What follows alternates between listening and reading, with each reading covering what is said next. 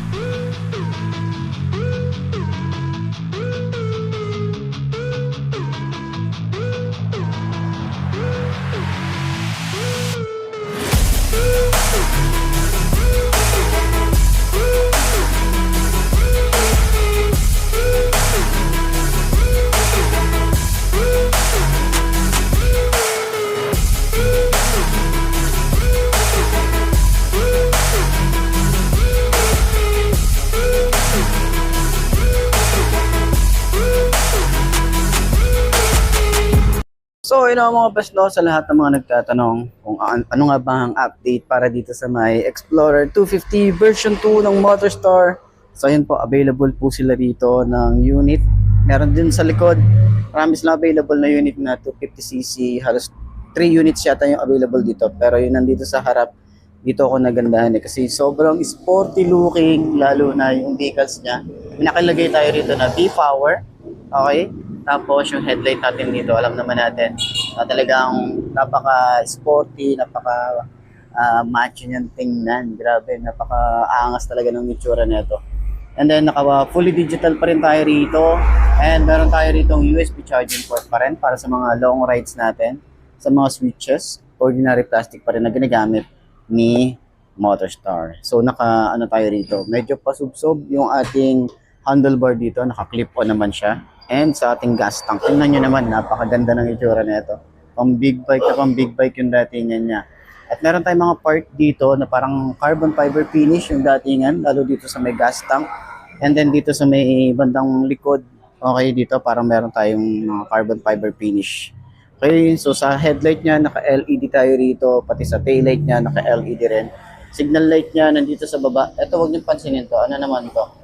Kapag kailangan ng kabit yan, kinakabit naman nila yan. So, nakaganyan lang din siya para at least, di ba, iwas sa masagin siya or, di ba, lalo na kapag nilalagay dito or dinidisplay siya. So, ayan, tingnan natin kung abot ba ng 5 to nakagaya ko ang ganitong motorcycle. Ayan, napakataas na ito. Tingnan nyo naman, hindi natin kayang pero natin kayang itayo, pero ganyan na itsura natin. Sobrang subsub tayo rito. Diba? Ayos ah. Sobrang subsub talaga. Grabe yung itsura. Taas sa likod. Napakataas sa likod. Tapos kung gusto niyo talaga na medyo mababa yung likod, palitan niyo yung shock sa likod. Diba? Tapos yun mo, ang ganda ng shock ko. Ang ganda ng bounce ng shock niya sa harap. Siyempre, i-rate natin siya parang nasa 9 out of 10. Ayan, ganun siya kalambot. Sobrang lambot to. Naka-inverted forks na rin pala to. Kaya talagang maganda yung bounce ng kanyang shock. Ayan. Sa ganyan tayo, sobrang hindi yata pang atin to. Kasi sobrang sub-sub talaga siya. Lahat ng bigat nandito sa braso natin. So, yun yung dito sa... Ganun talaga yung itsura ng ating position dito. Ayan, napaka-sporty looking na ito. Pati yung ating position, napaka-sporty doon.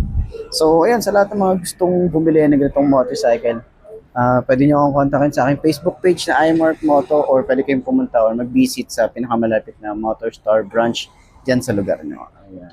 Tingnan nyo naman yung itsura din ng ating OBR dito. Talagang sub-sub na sub-sub tayo rito. Ayan. So, ayan. So, tingin nyo, sulit nga bang bumili? Yung ganitong Motorstar Explorer 250 version 2, comment nyo naman yan. Okay? So, Ano, sa tingin nyo?